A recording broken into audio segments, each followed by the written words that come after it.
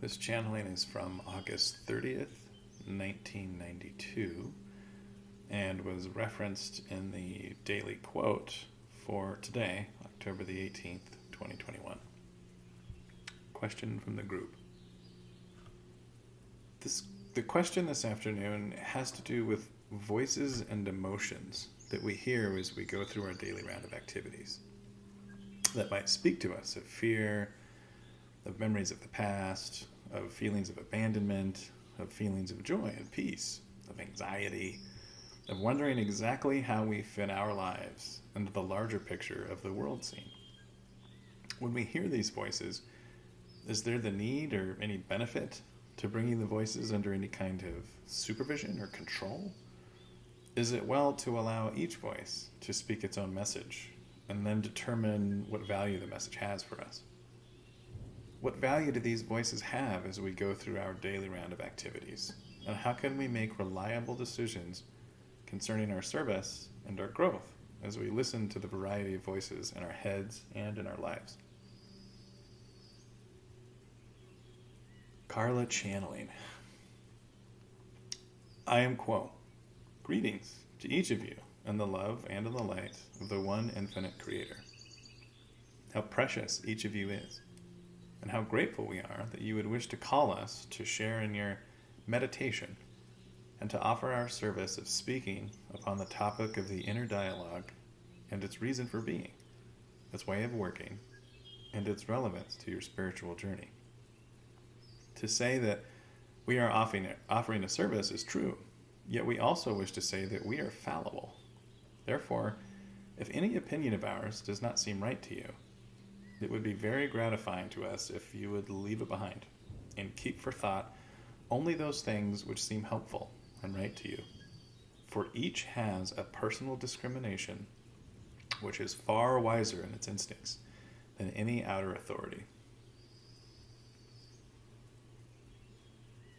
As foundation for this collection of thoughts, we would ask you to visualize the seeker that you are in meditation with the entire universe of meaning, both without and within you.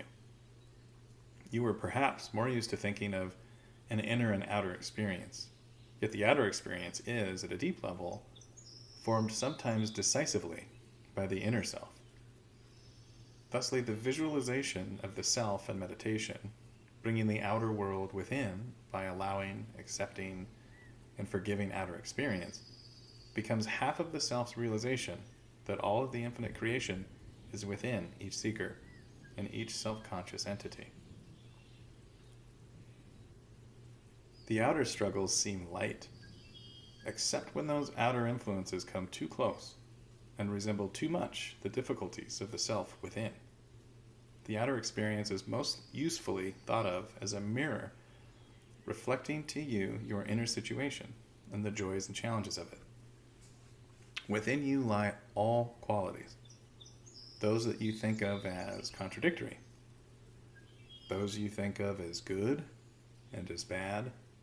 All imagined possibilities of self lie fallow within each person. Each person is completely universal.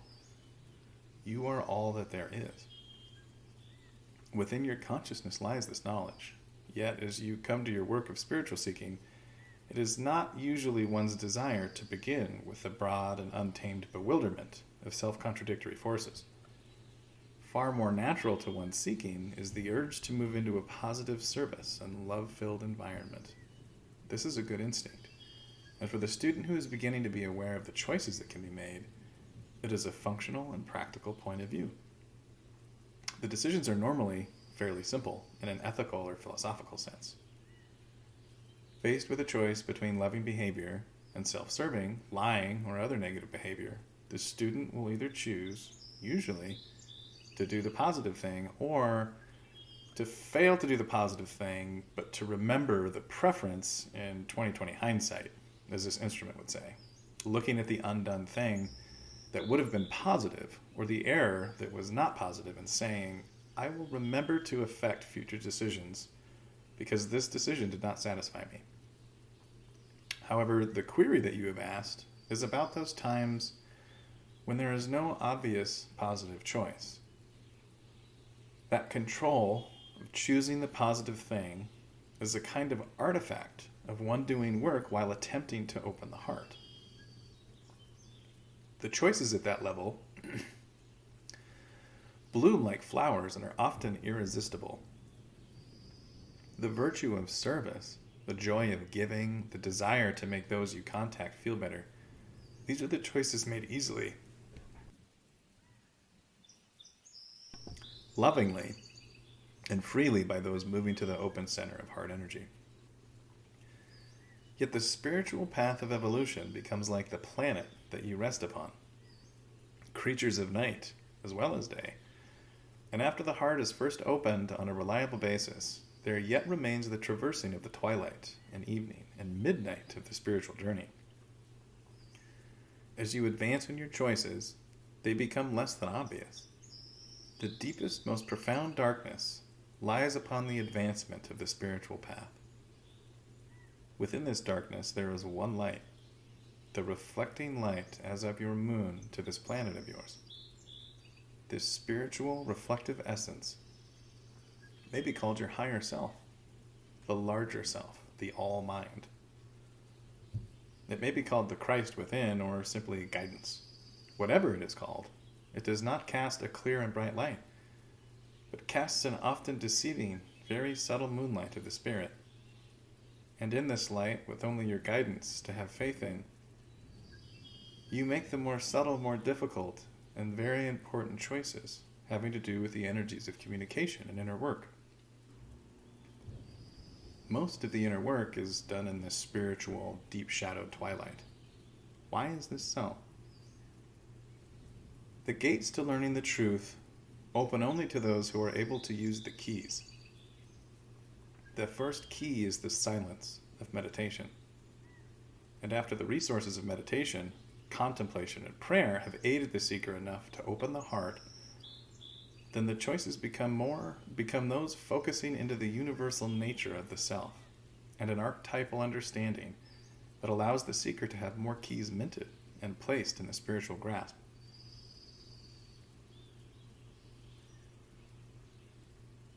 Each period of learning at this level is called initiation by your people, and it is, indeed, the beginning of a new subtle pattern which you shall choose.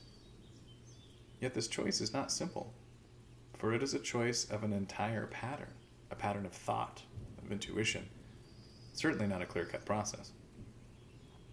Rather than working upon opening the heart to all that there is in service, the initiatory lessons have to do with solidifying the nature of the self, of envisioning and seeing the more desirable pattern or way of being the self, and overarching all, the pattern by which the seeker chooses personally and only for the self to discipline itself.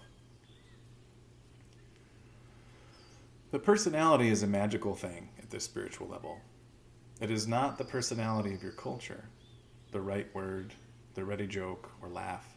We speak rather of focusing into the true, unique nature of you, this one seeker. For you, the joy that awaits at the end of each choice is an enlarged vision, not only of the self, but of the nature of service.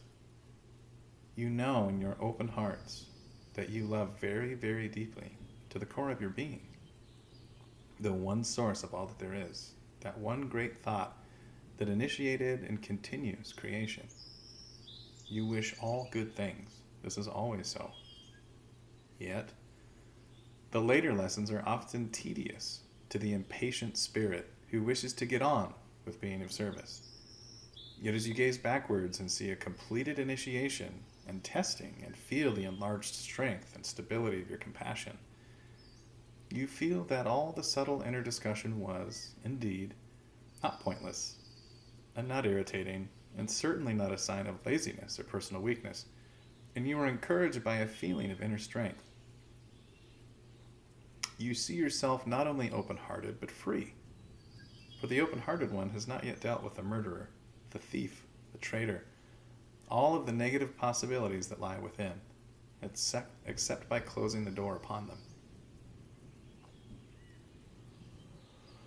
The last artifact of negativity in the open heart is the unforgiven universal self. You think you are serving all those you meet, and you are, but in more advanced learning, you discover that you serve and are served, with no breath between the two. That service is another way of saying praise or thanksgiving or intercession or for forgiveness, and you begin working on the universal self within. Now that we have described the basic path as we feel it to be, we can zero in a bit upon the so-called voices within. Let us place them in 3 categories. Firstly, there are those voices within which are memories from very early times within this incarnation, and sometimes having the feeling of experience is not limited to this incarnation. These voices of parents and those in the early world of incarnational time come planned gently and persuasively across any number of years to tell you the first things that you heard regularly again and again.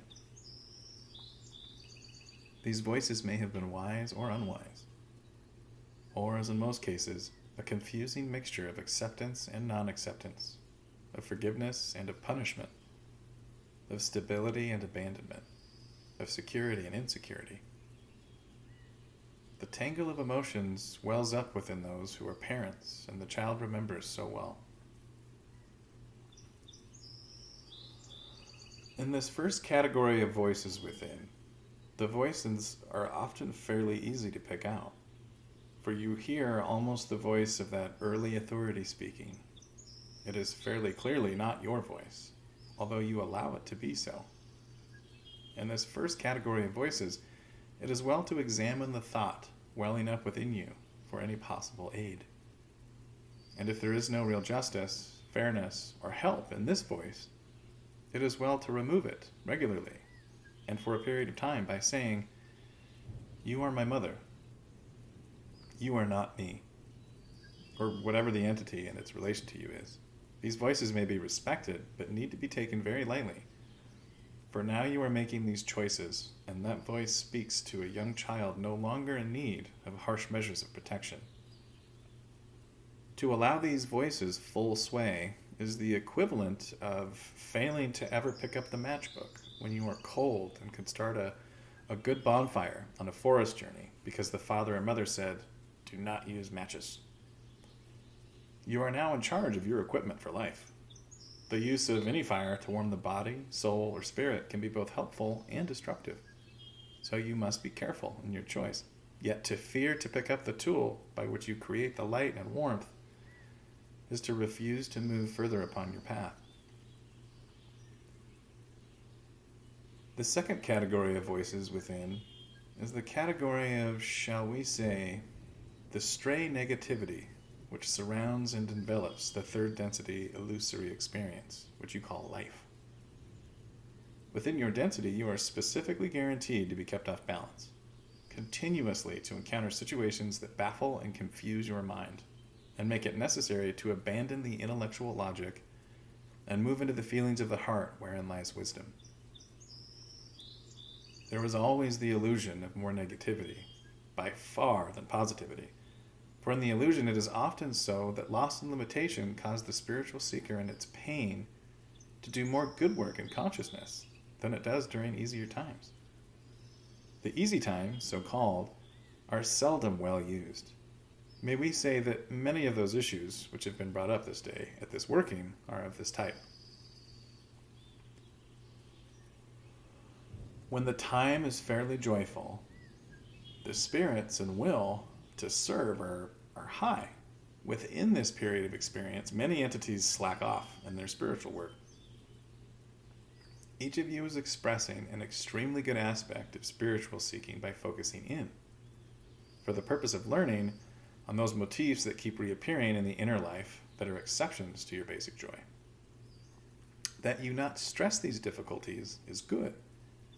That you realize them and respect their value enough to do work in the indigo ray or brow level area is that which will bring you more sharply into the position of initiation, where a new key, an enlarged realization of the clarity of the pattern of the self, may begin its process of transforming you by enlarging your stable point of view. We hope that each values these voices that are not parental, but are those inner portions which observe the self and speak to the self of patterns not yet fully realized, not yet fully conceived.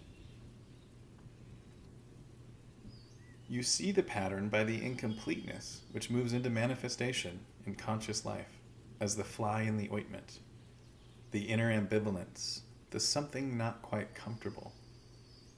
There need be none of this process, but if there seems to be the need for some fear, then allow and accept that you have a concern, that there is something that makes you feel the negative rather than the positive. Allow for this, for it is a part of the process. Only end always with the realization that the process is positive, and the resulting seeker, that is you, will learn from this quiet, constant testing, not any large detail of spirit, but rather the undergirding patterns that support continued spiritual evolution. As you evolve, the race which you are a part of evolves.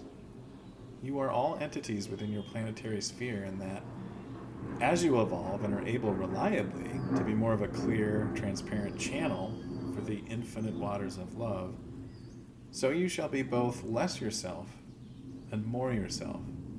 You are attempting to move from the personal self to the magical or impersonal self. And these small voices within tell you of the pattern that you are just missing. This is subtle work. Do not be discouraged, but move forward.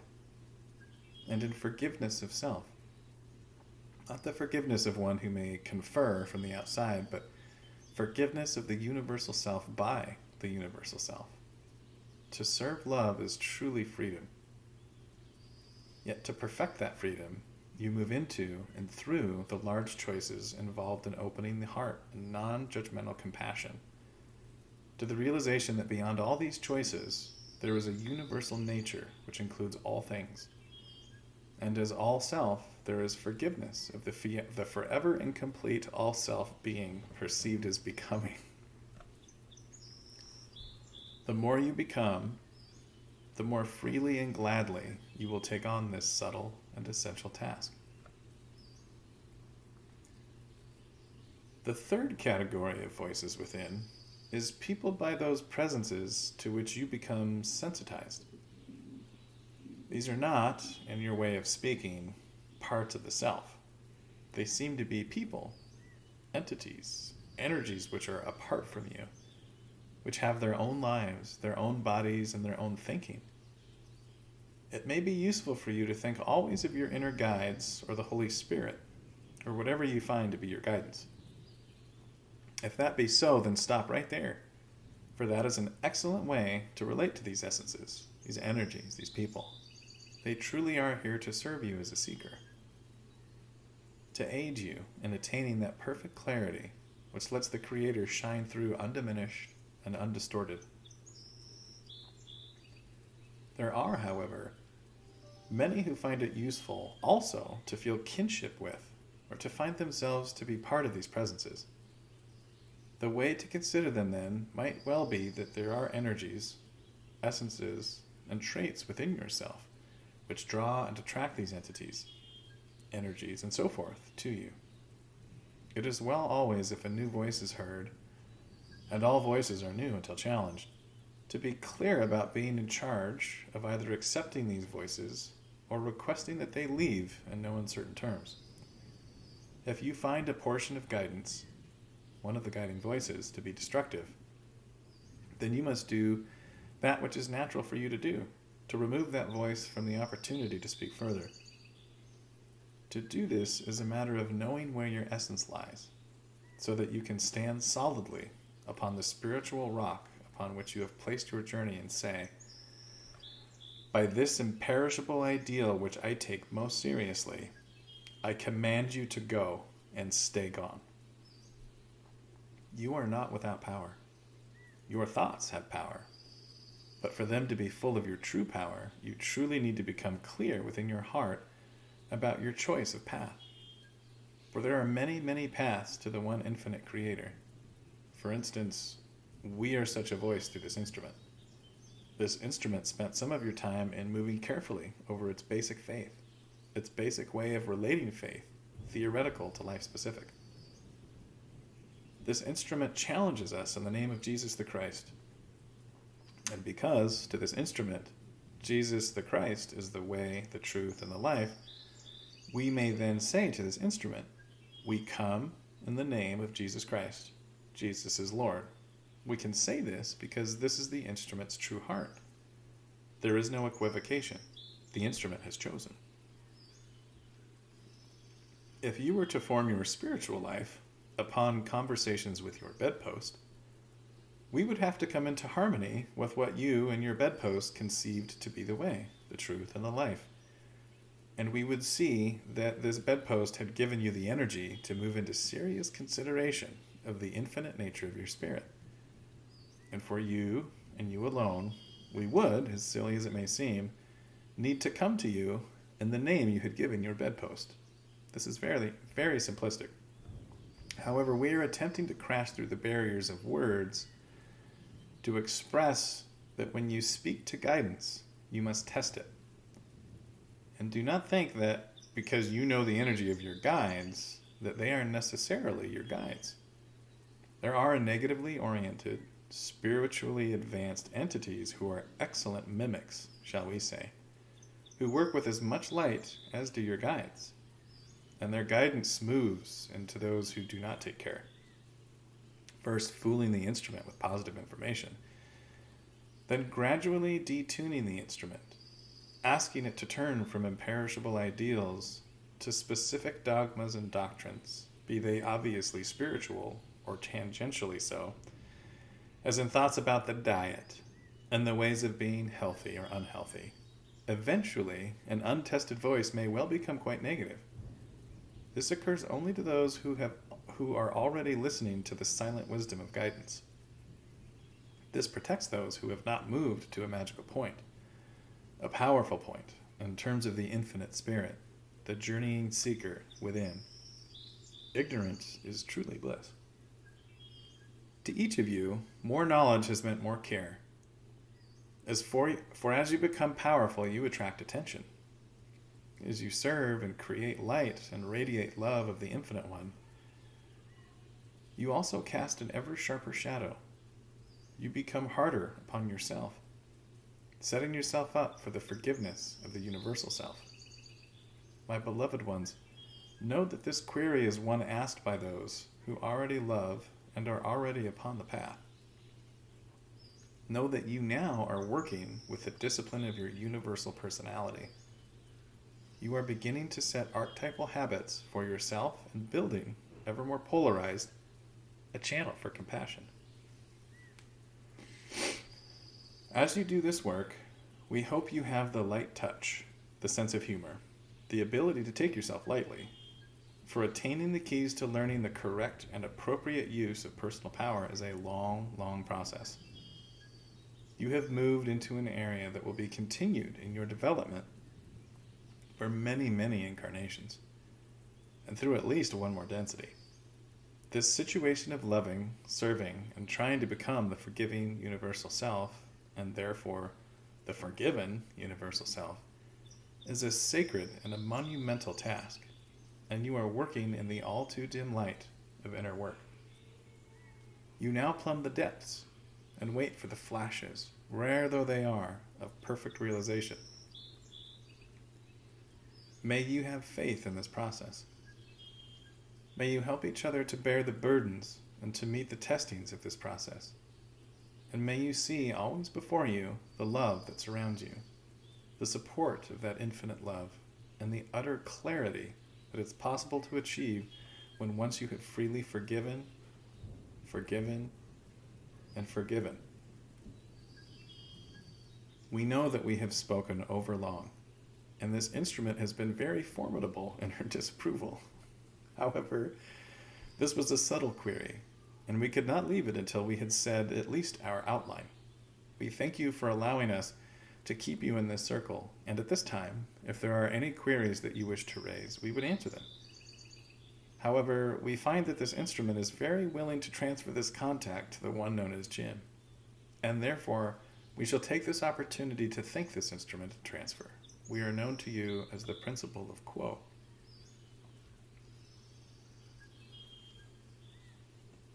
Jim channeling. I am Quo, and greet each again in love and in light through this instrument. At this time, it is our privilege to offer ourselves in the attempt to speak to any further queries which those present may have for us. Is there a query with which we may begin? Carla. Can you give us some kind of insight on how to hold on to the humor and not get so intense that we can't see where we are? I am Quo, and am aware of your query, my sister. The sense of humor that is so valuable an ally upon the spiritual path may be described as a sense of proportion, which allows you to see beyond the moment in which you are experiencing one motion, event, experience, or another. This perspective allows you to place each individual experience within the larger continuum that moves ever onward as the river flowing.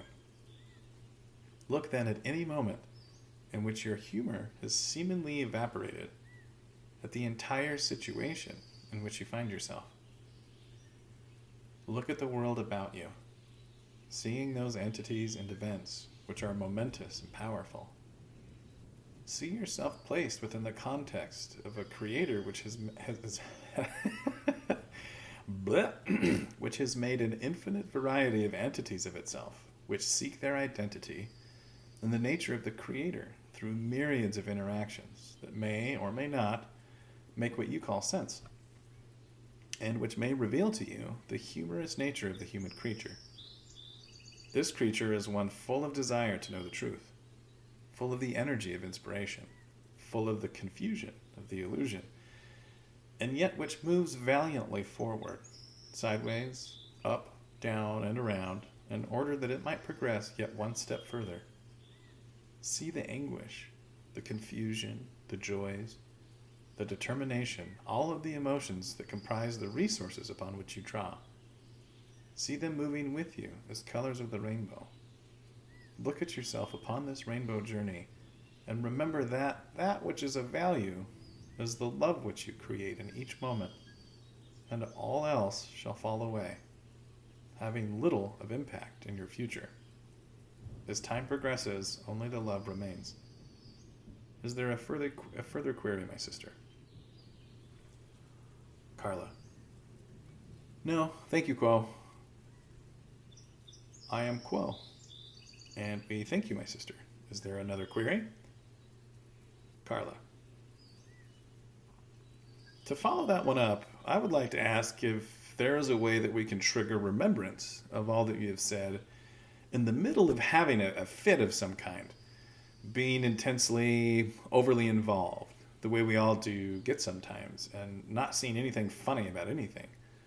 What kind of trigger can we use to get out of that intense and ever inwardly spiraling kind of way of concentrating and frustrating ourselves?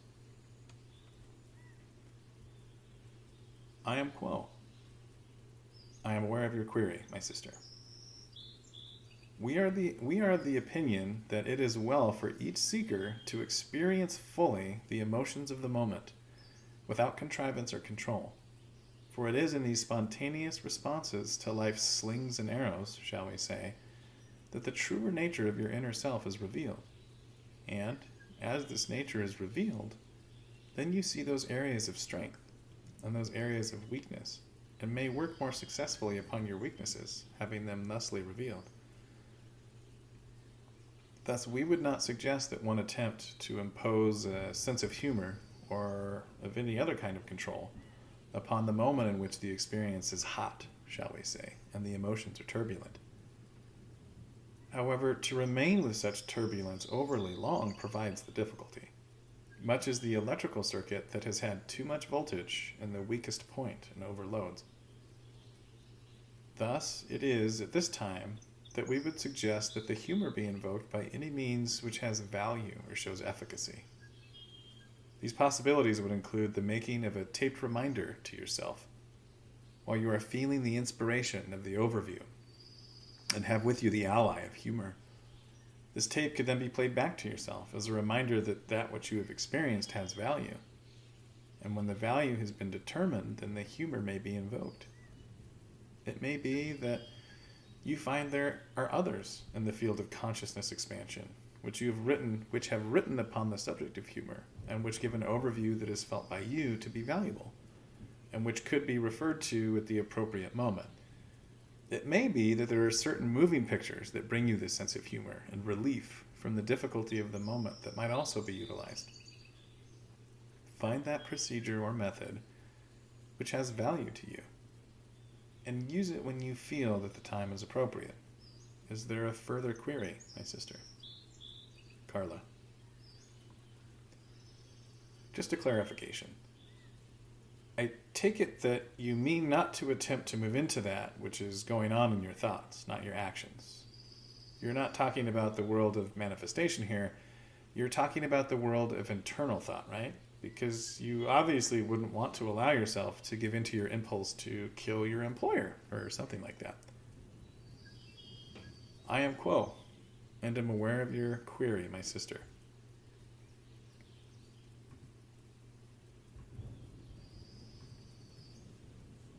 You are, in the large part, correct. For we do not advise the losing of the self-control to the point of infringing upon the free will of another. But we're suggesting that the internal experience which moves you so mightily is that which must needs be expressed in order to be examined at a later time for the fruits of such experience. Is there another query, my sister? Carla. Not at this time. Thank you very much, Quo.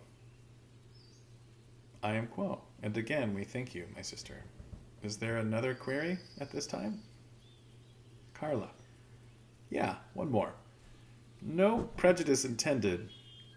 Could your answers not possibly be more direct and to the point?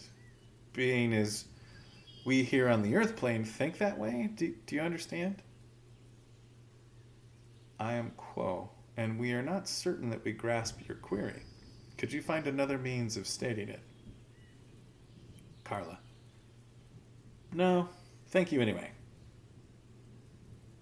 I am Quo, and we shall speak to that which we feel we grasp. Our responses are tempered by two features of this illusion. The first being the limitations of the instrument and the language with which it is familiar. The second being more important, and that is the free will of each entity. So that as we speak in response to any query, we give that which will inspire thought, rather than that which will completely sate the hunger, wishing not to do another's work for that entity, for it is the work that is the value of the decision-making and the choosing. May we speak in any further way to any other query, my sister? Carla. No, thank you. I am Quo, and we thank you. Is there another query? Carla. I have one more. You're talking about having already opened the heart and working in communication and inner work, but I don't feel like my heart's open all the time at all.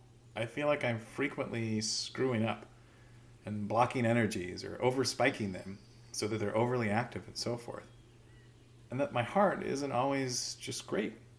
I don't really feel that I could really say, well, yeah, I'm doing lots of inner work now because I'm all done with that open heart stuff. I'm not. Could you comment on that? Because I don't feel like I'm quote unquote here and not quote unquote there. Maybe I'm there, but I'm also back down in blocked personal relationships and stuff too.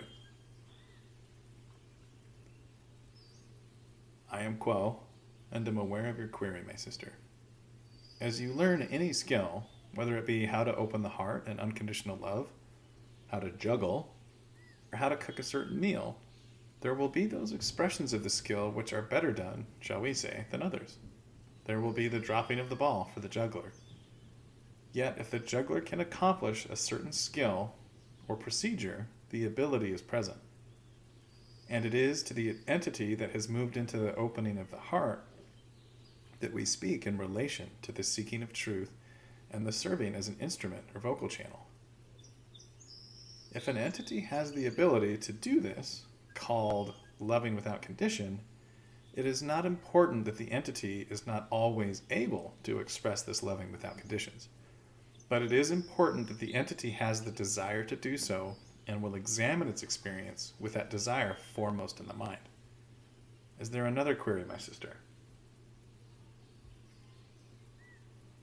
Carla. Just sort of a left turn in excuse me. Just sort of a left turn into the question about why you can't speak more simply. Let's see how to put this. I realize that you want to teach and not do our learning for us. There are often teachers around that give you a very simple and something you can hold on to type of answer. And they seem to have real success in being able to deal with spiritual questions a lot of times. Does the infringement of free will sort of catch up to you after a while? Is that what you're saying when the spiritual student goes over these own issues himself? Looking basically at what you've just said for the principles that he can use as resources, that the student has then done a better job than if the student just heard somebody that was absolutely brilliant just telling him everything. And you said, okay, I'll believe that. Is there a difference between those two? If you both have the same belief in the end? I am Quo, and am aware of your query, my sister. In a large part, you are correct. However, we are as we are, and we must, in order to remain true to that which we are, speak in the way in which we speak, when given the constraints of the language, the ability of the instrument, and the free will of those to whom we speak. There are many teachers. There are as many teachers as there are entities and experiences, and each will teach with a certain voice, a style that will be unique to that teacher. Those words, which have value to the student, will find their way to the student's heart. This is why we always recommend that each student discriminate those words and concepts which we offer, and forget those that have no meaning, saving only those which ring of truth for that entity. We recommend that each student find those teachers with which the student is comfortable, for all teach and all learn. Is there a further query, my sister? Questioner. No, I thought that was a really helpful answer. Thank you very much. I am Quo. And again, we thank you, my sister. Is there another query at this time?